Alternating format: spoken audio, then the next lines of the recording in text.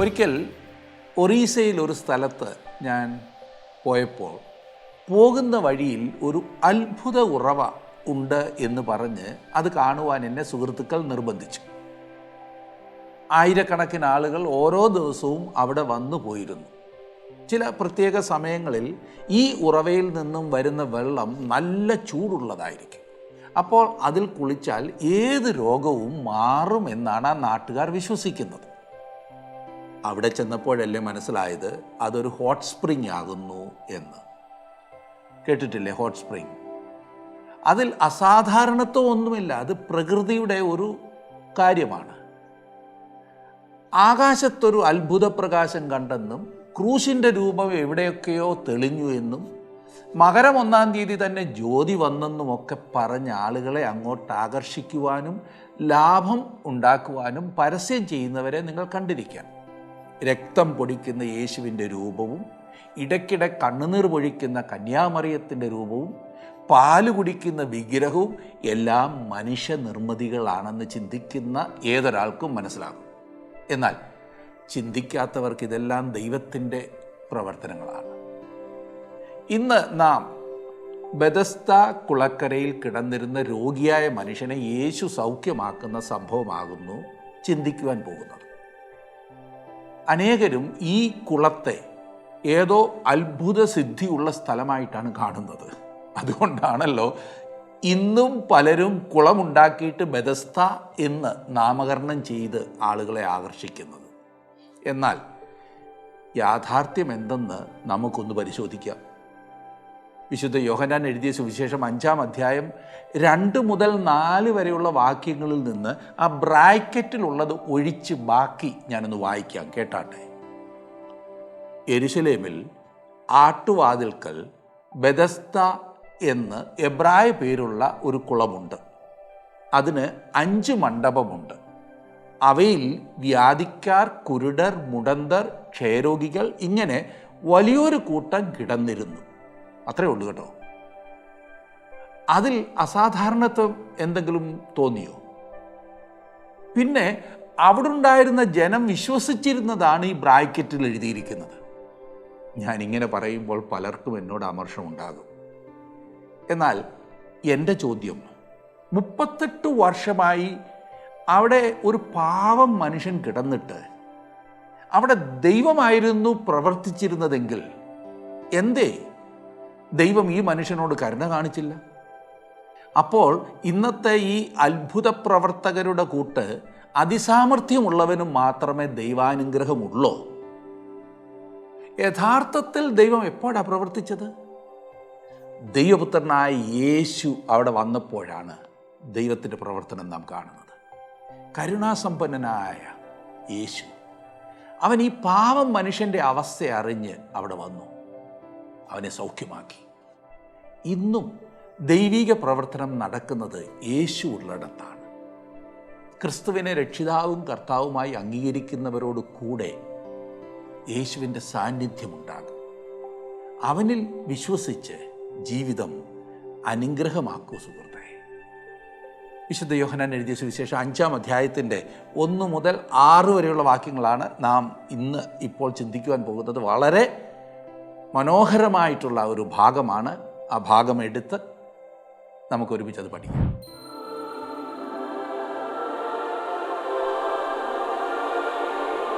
ഇന്നിനിയും 5-ാം അധ്യായത്തിലേക്കാണ് നാം പ്രവേശിക്കുന്നത്.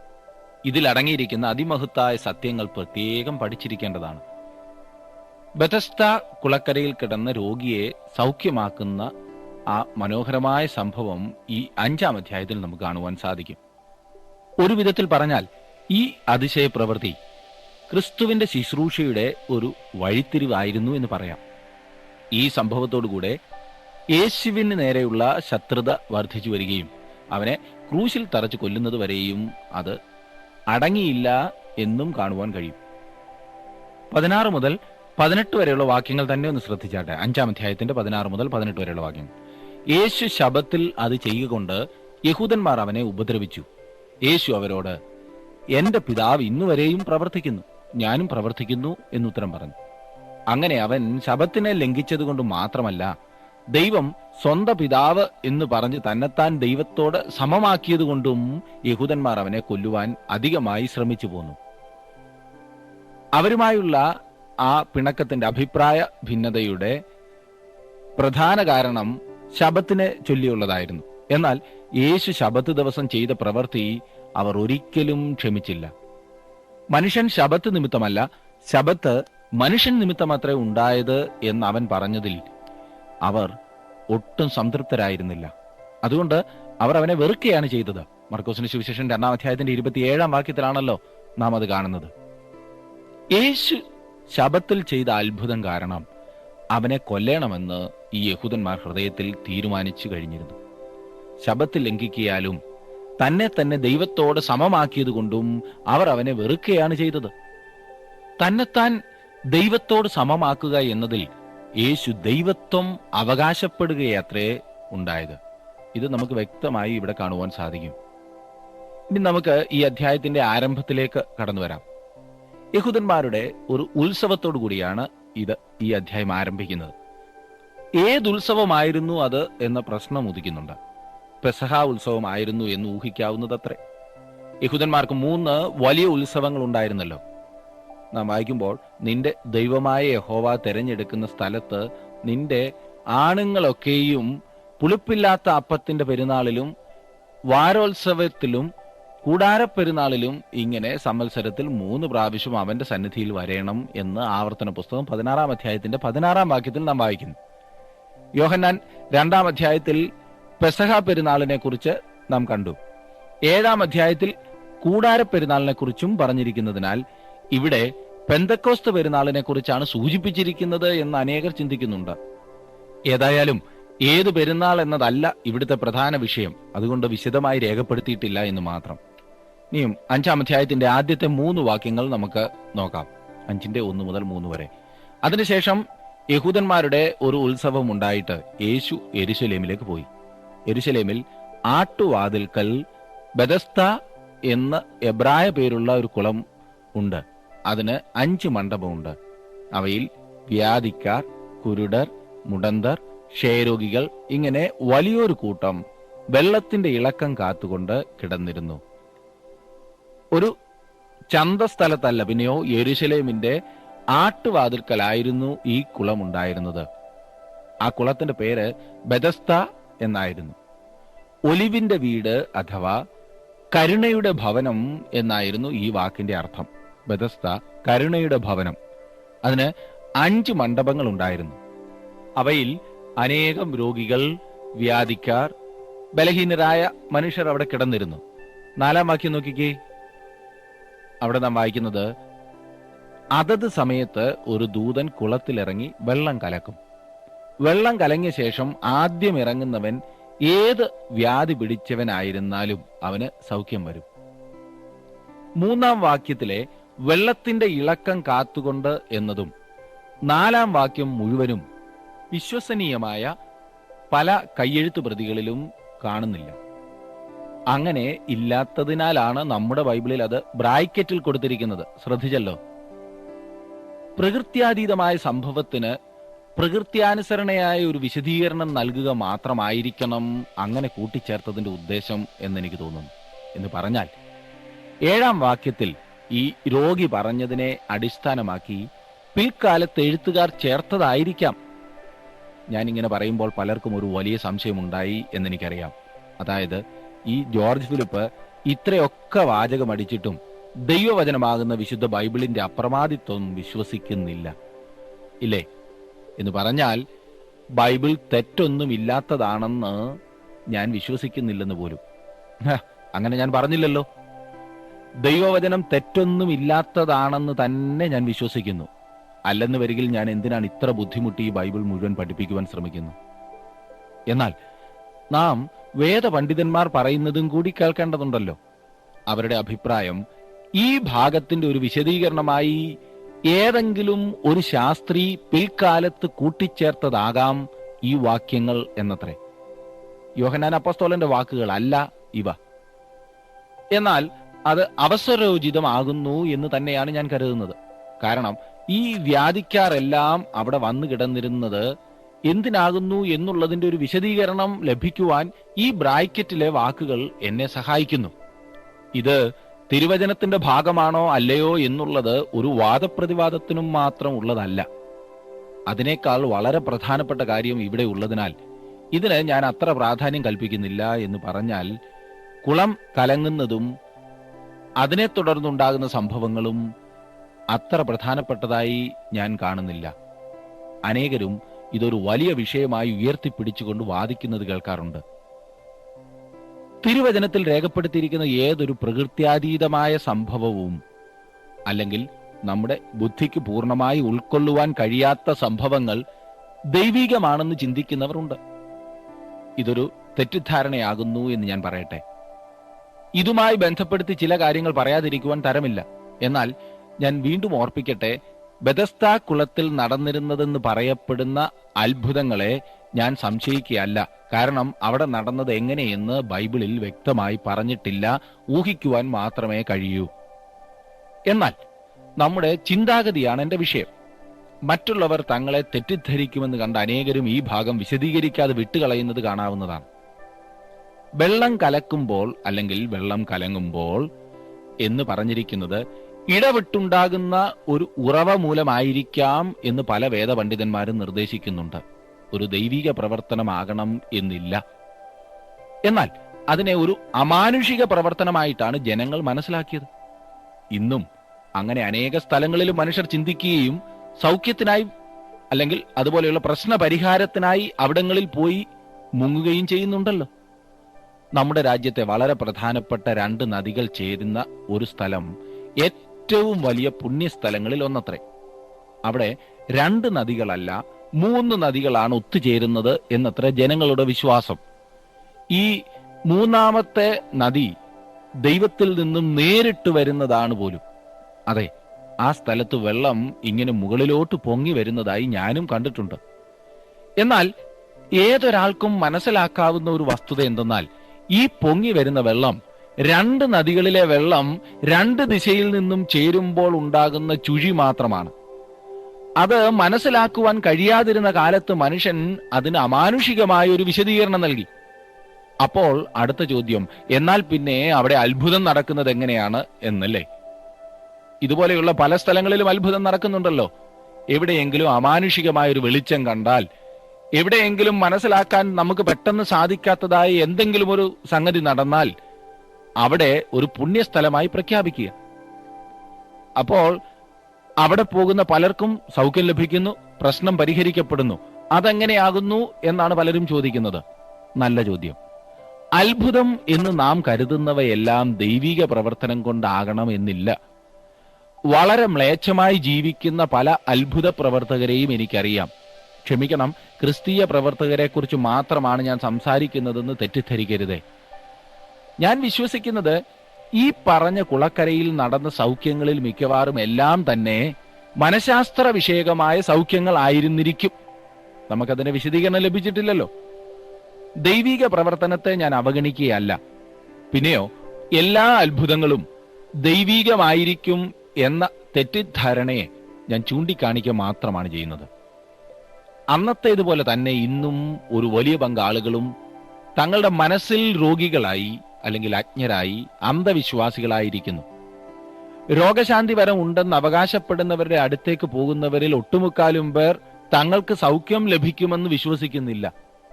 അതിനേക്കാൾ വലിയ സംശയം ഇവർ വാസ്തവത്തിൽ രോഗിയായിരുന്നുവോ എന്നുള്ളതാണ്. വേറൊരു ചോദ്യം, ഇവരുടെ രോഗം എന്നേക്കുമായി സൗഖ്യമായോ? ഈ ബെഥസ്ദാ കുളക്കരയിൽ നടന്നിരുന്നു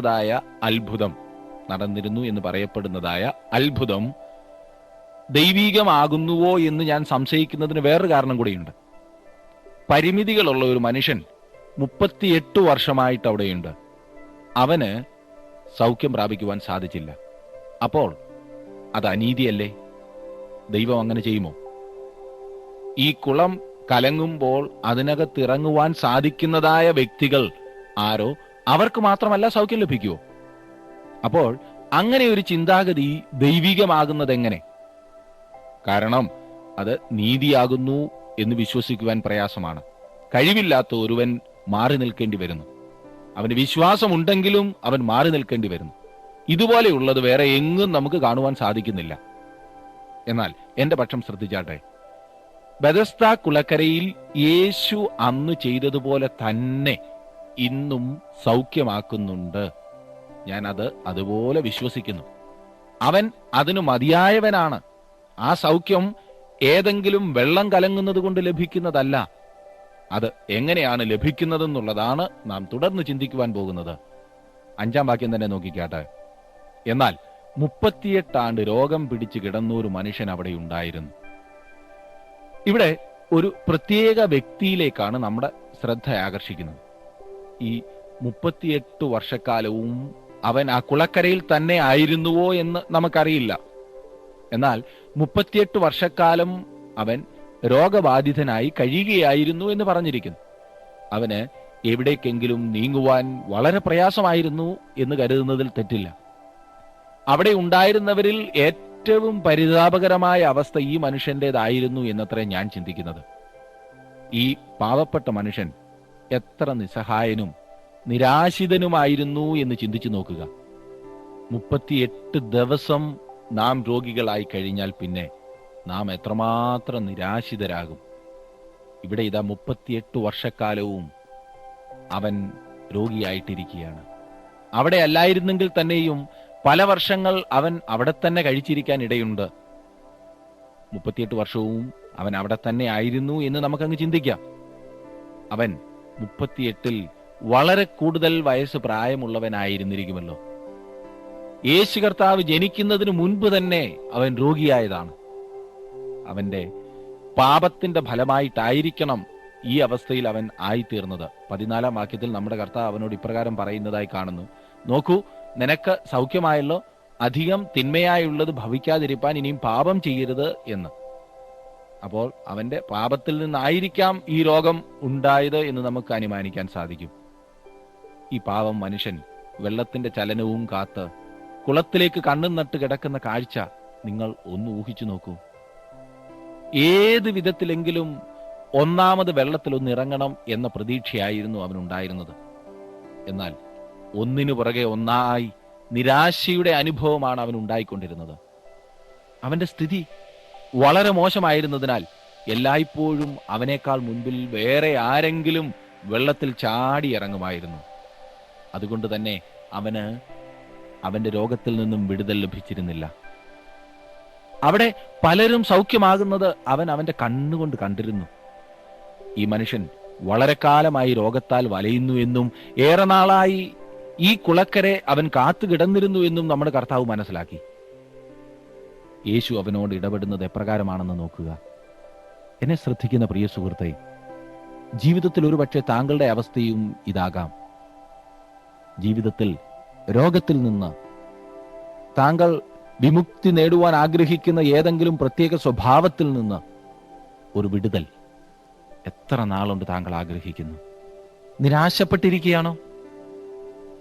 യേശു ഈ രോഗിയുടെ അടുത്തേക്ക് വരുന്നു.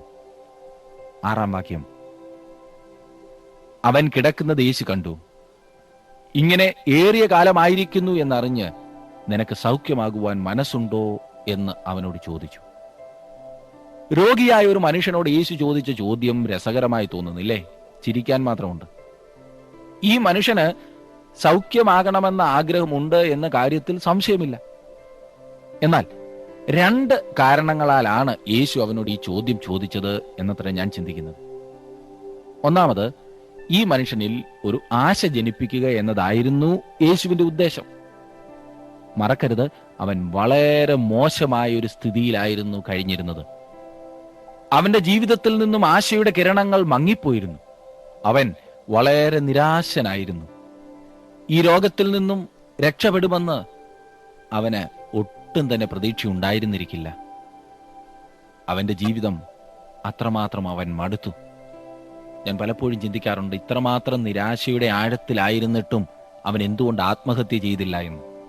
പലപ്പോഴും അങ്ങനെയാണല്ലോ മനുഷ്യർ ചിന്തിക്കുന്നത്. ഈ മനുഷ്യൻ അങ്ങനെ ചിന്തിച്ചില്ല. ഏതായിരുന്നാലും 38 വർഷക്കാലത്തെ രോഗം അവനെ നിരാശയുടെ അടിത്തട്ടിൽ കൊണ്ടെത്തിച്ചിരിക്കും എന്ന കാര്യത്തിൽ സംശയമില്ല. എത്ര നാൾ ഇങ്ങനെ പരിശ്രമിക്കും? യേശുവിന്റെ ചോദ്യം അവനിൽ ആശ ജനിപ്പിക്കത്തക്കവണ്ണം അവനെ ഉണർത്തി എന്നത്ര ഞാൻ കരുതുന്നത്. യേശുവിന്റെ ആ ചോദ്യം രണ്ടാമത് വേറൊരു കാര്യം ചെയ്തു. അത് വളരെ പ്രധാനപ്പെട്ടതുമാണ്. കുളത്തിൽ നിന്ന് അവന്റെ കണ്ണുകൾ തങ്കലേക്ക് നോക്കത്തക്കവണ്ണം ഒന്ന് മാറ്റുവാൻ യേശു ആഗ്രഹിച്ചു. ഞാൻ പറഞ്ഞത്, അവിടെ വന്നിരുന്ന മറ്റ് യാതൊരു മനുഷ്യനെ പോലും ഒരിക്കലും ഈ മനുഷ്യൻ ശ്രദ്ധിച്ചിട്ടില്ല എന്നത്ര ഞാൻ കരുതുന്നത്. കുളത്തിലേക്ക് നോക്കിക്കൊണ്ട് അവൻ അങ്ങനെ കിടക്കുകയായിരുന്നിരിക്കും. മറ്റു യാതൊന്നും അവൻ നോക്കിയിരുന്നില്ല. കാരണം അവൻ ഒരേ ഒരാഗ്രഹം, സൗഖ്യമാകണം. അപ്പോൾ കുളം കലങ്ങുമ്പോൾ എങ്ങനെയെങ്കിലും അതിനകത്ത് ചാടിയിറങ്ങി സൗഖ്യം പ്രാപിക്കുകയാണല്ലോ വേണ്ടത്. അവൻ അതിനുവേണ്ടി നോക്കിക്കിടക്കുകയാണ്. മറ്റെങ്ങോട്ടും നോക്കാതെ കുളം കലങ്ങുന്നതും നോക്കി കുളത്തിലേക്ക് മാത്രം ശ്രദ്ധിച്ചു കിടക്കുന്ന ആ മനുഷ്യൻ. നിനക്ക് സൗഖ്യമാകുവാൻ മനസ്സുണ്ടോ എന്ന് ചോദിച്ചുകൊണ്ട് യേശു അവനെ ഒന്ന് പിടിച്ചു കുലുക്കി. അവൻ ഞെട്ടിക്കാണും. ഇതുപോലെ ഒരു ചോദ്യം ആരാണ് ചോദിക്കുന്നത് എന്നറിയുവാനായി സ്വാഭാവികമായി ആ മനുഷ്യൻ കണ്ണുകൾ ഉയർത്തി നോക്കി എന്നത്ര ഞാൻ ചിന്തിക്കുന്നത്. അവൻ ചിന്തിച്ചു കാണും, എന്തൊരു മണ്ടൻ ചോദ്യം. അവൻ ആ ചോദ്യത്തിന് മറുപടി നൽകിയത് ഇപ്രകാരമായിരിക്കും: എന്ത് ചോദ്യം? തീർച്ചയായും എനിക്ക് സുഖമാകണം. അതിനാണല്ലോ ഞാൻ ഇവിടെ വന്നു കിടക്കുന്നത്. 38 വർഷങ്ങളായി ഞാൻ ഈ കഷ്ടം അനുഭവിക്കുന്നു. എന്നാൽ എനിക്ക് മനസ്സില്ലാത്തതല്ല പ്രശ്നം. പിന്നെയോ, എന്നെ വെള്ളത്തിലിറക്കുവാൻ ആരെയെങ്കിലുമാണ് എനിക്ക് ആവശ്യം. എനിക്ക് മനസ്സില്ലാത്തതല്ല പ്രശ്നം. എനിക്കിന്ന് ആവശ്യം ആരെങ്കിലും എന്നെ ഒന്ന് സഹായിക്കണം എന്നതത്രേ. എന്തെങ്കിലും ഒന്ന് സംഭവിച്ചു കാണുവാനായി കുളത്തിലേക്ക് മാത്രം നോക്കിക്കിടക്കുന്ന ആ മനുഷ്യനെ പോലെയാണ് ഇന്ന് അനേകരുടെയും അവസ്ഥ. നമ്മുടെ എല്ലാം ഇന്നത്തെ അവസ്ഥ അതാകുന്നു എന്ന് പറയുവാൻ എനിക്ക് മടിയില്ല. നാം കാത്തിരിക്കുകയാണ്. ഏതെങ്കിലും വിധത്തിലുള്ള ഒരു വ്യാപകമായ ഭയങ്കര മാനസിക വിക്ഷോഭം തങ്ങളെ ഗ്രസിക്കുവാൻ ഒട്ടുമുക്കാലും ആളുകൾ കാത്തിരിക്കുകയാണ്. അങ്ങനെ ഒരു വികാരത്തള്ളൽ ഉണ്ടാകാത്തതിനാൽ ക്രിസ്തുവിന് വേണ്ടി ഒരു തീരുമാനമെടുക്കുവാൻ അവർ സമയം നീട്ടി വയ്ക്കുന്നു. തങ്ങൾ ഒരു മാനസിക വിക്ഷോഭത്തിനായി കാത്തിരിക്കുന്നതിനാൽ ദൈവത്തെങ്കിലേക്ക് തിരിയുവാൻ മനസ്സില്ലാത്തവരായിരിക്കുന്നു. അമാനുഷികമായത് എന്തെങ്കിലും ഒന്ന് സംഭവിച്ചു കാണുവാൻ അവർ ഇരിക്കുന്നു.